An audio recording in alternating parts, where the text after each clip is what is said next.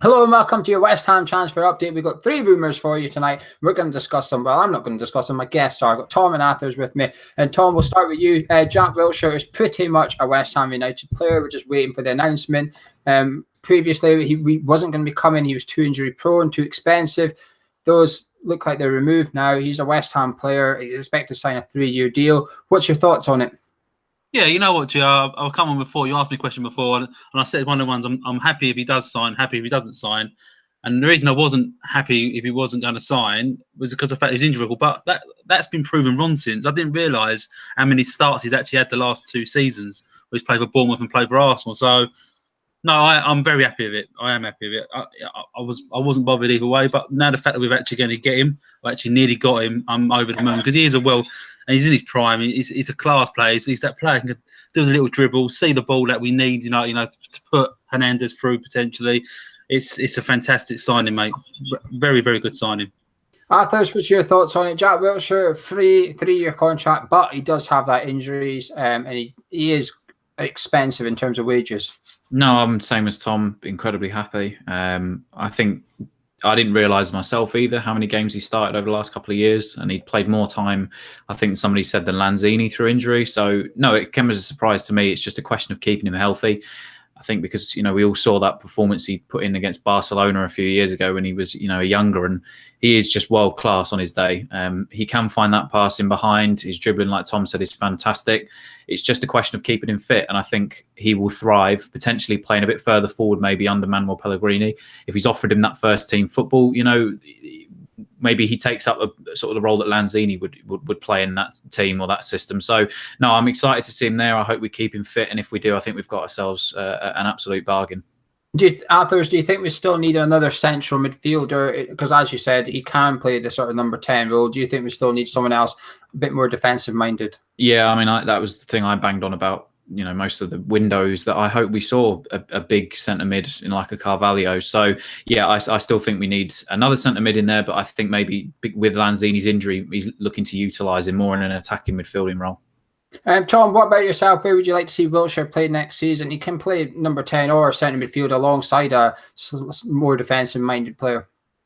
I think Tom's called it. I think looking at it, yeah, I think that's a very good shout actually, that he could play him in Lanzini's role. So so I think to start off with, I think he'll be starting there. And obviously, when we do get Lanzini back, if it's going to be towards the end of the season, if he's out for the whole season, the season after, obviously Jack will still be here.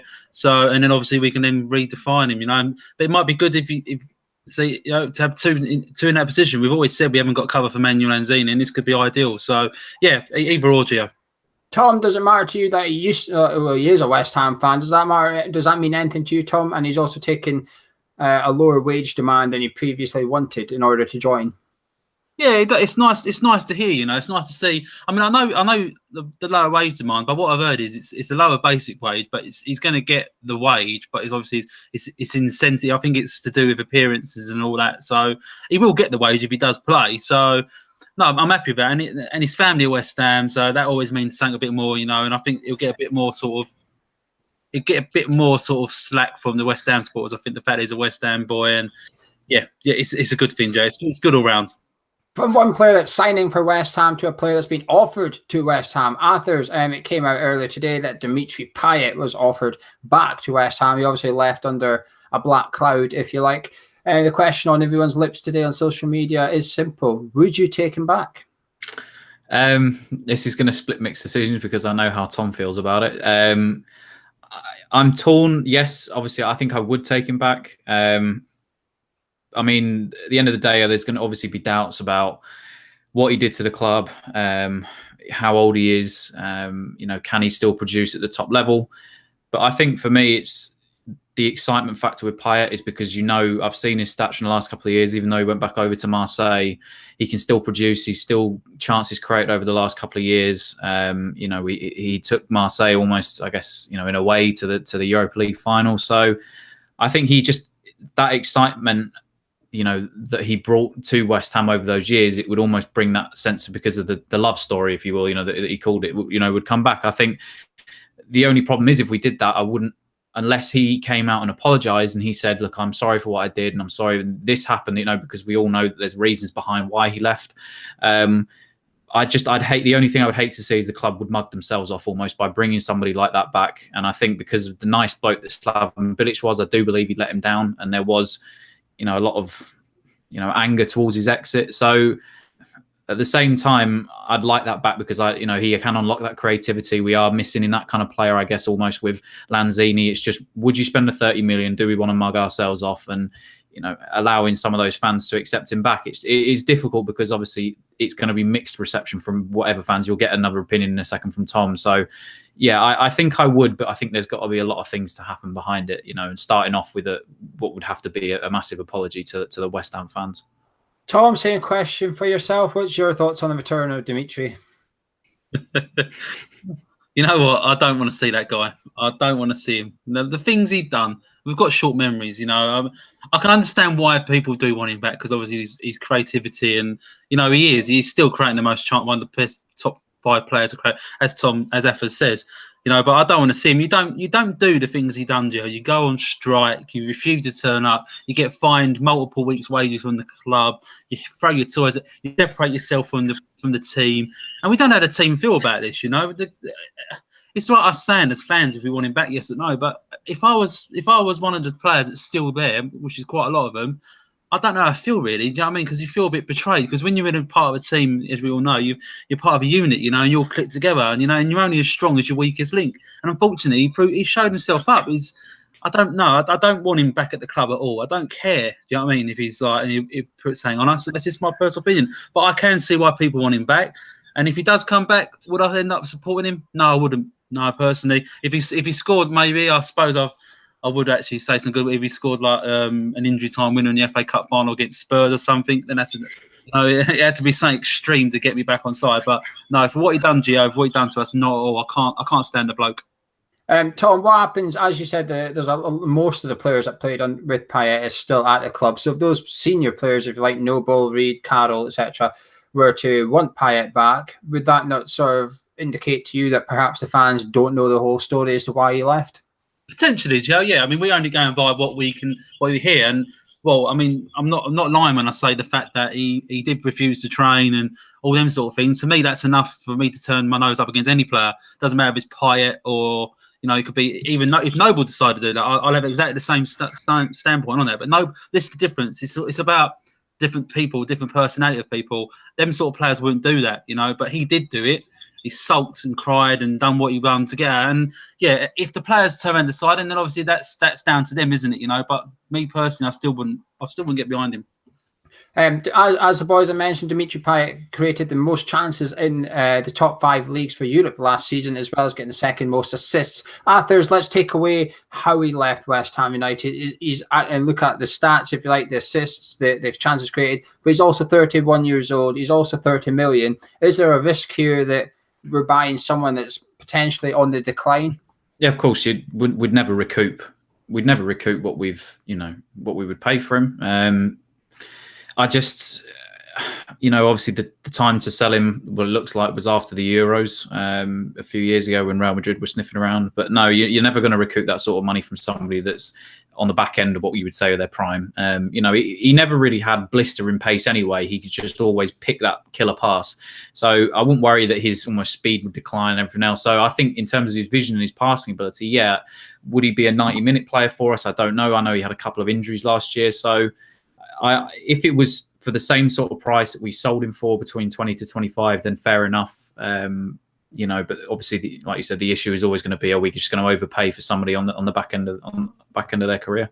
Another rumour that's come out today is that we've bid for Corinthians captain and centre-back. I can't remember his name. Go look it up. We're not going to discuss it because I'm going to assume these two don't know who he is. Neither do I.